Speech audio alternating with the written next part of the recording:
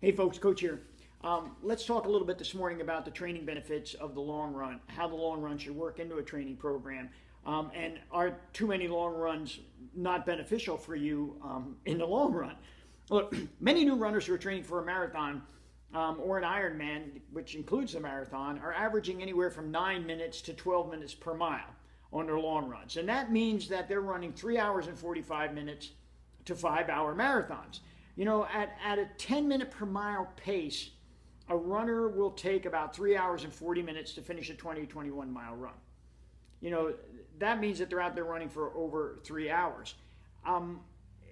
That's great for mental confidence. You know, everyone wants to know, oh, I can run 20 miles. Oh, I can run 21 miles. But physiologically, it doesn't make a lot of sense. No.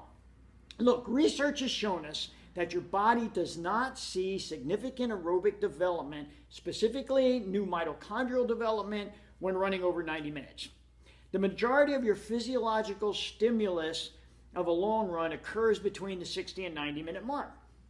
So what does that mean? That means that running for 3 hours, your aerobic benefits, your capillary building, your mitochondrial development aren't really getting any better than if you do it for 2 hours or 2 hours and 30 minutes. Therefore, that long run over 3 hours isn't really building much more aerobic fitness. Furthermore, when you run over 3 hours, you're significantly increasing your chance of injury. Your form begins to break down, your major muscles become weak and susceptible to injury, and overuse injuries begin to take their toll. Look, the risk is really more prevalent for new runners.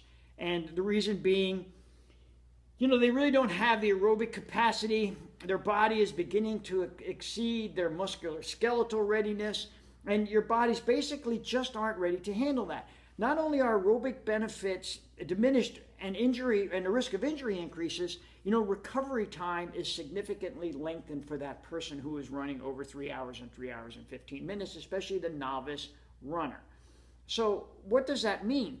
Look, even Jack Daniels, the famous Jack Daniels, because we all know I'm not famous, but the famous Jack Daniels, when you look at some of his formulas, depending on your pace and your abilities and what your goal times are and where you've been, at running in his formula, some runners will only get to a 16-mile mark throughout their training program. That's okay.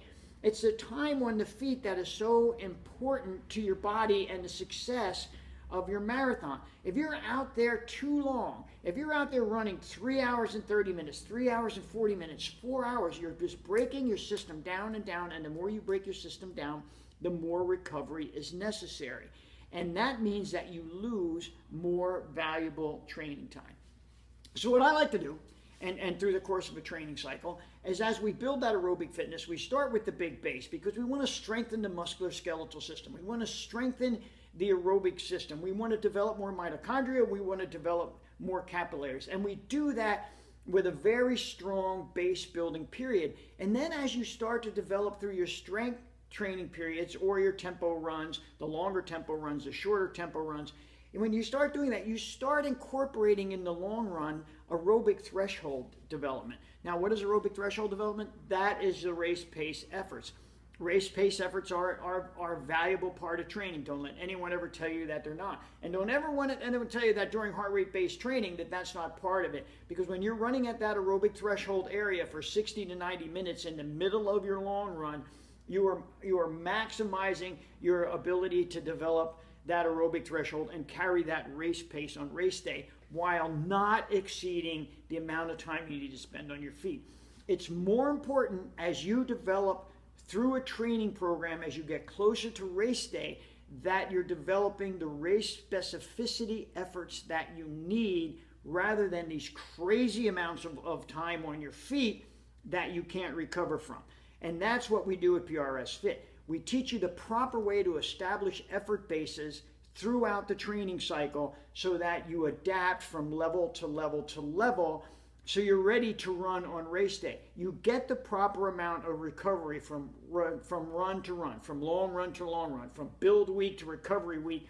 We are structuring the program so that your body responds the best. Look, we probably send a higher success rate of people to a starting line every year than any other company out there. I would say that 97% of our people last year made it to the starting line injury-free. We had a very high success rate of PR rates going on. Last year, I think it was 92% of the people who went to the starting line, finished their race, achieved at one level or the other of some of the races a PR. And that's great. And I don't care if that PR is 5 hours and 30 minutes in a marathon or 16 hours at an Ironman. A better race performance is a better race performance.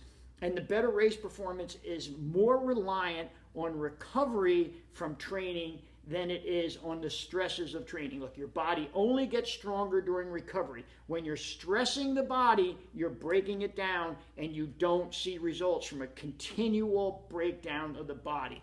So if you go out on a 4-hour run on a Sunday afternoon or a 3-hour and 45-minute run, you have broken that body down, your musculoskeletal system, you have broken that body down so far that it takes days to recover, and for some maybe a week, and so you lose more valuable training time.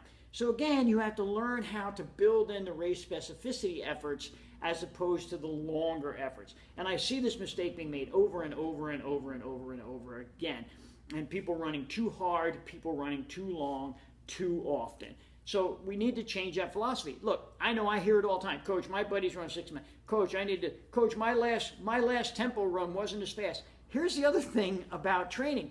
You get tired through a training cycle. If you're doing a full 24-week training cycle, don't expect your runs in week number 17 or 18 to be faster than they were in week number 14 or 15.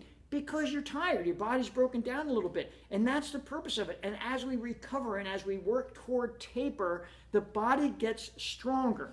And when the body gets stronger and repairs during taper, that's when you show up to race day fresh. So it's very, very important, and the system is very, very important. And how to manage your long runs, and how to manage your race specificity efforts, and how to manage your cross-training efforts are all very, very key. And look, some of you people are staying away from the yoga stuff, and I hear you complaining about it. Stop that, because it's also a very, very important part of your recovery and keeping your body ready to go on race day and avoiding injury.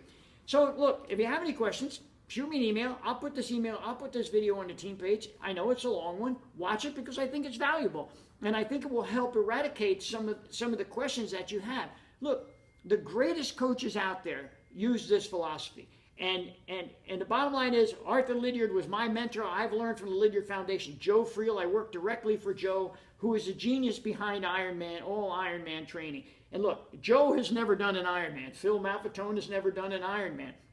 Siri Lindley, who is the greatest Ironman coach in the business right now, who coaches the 10 best women triathletes in the world, has never done a 70.3. So it's not necessarily about what the coach did in his career, it's how the coach learned the science, and more importantly, how we apply that science to the individual. Aerobic-based training, effort-based training, heart rate-based training, whatever you want to call it, it works when it's applied properly and the system is followed accordingly.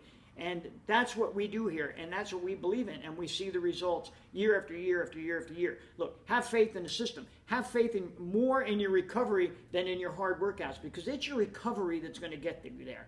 The hard workout stresses the body, breaks it down. The recovery allows it to rebuild and get stronger and let you have a better race day. As always, be healthy, train smart, have fun. Me and my buddy Pri are checking out. Have a great day.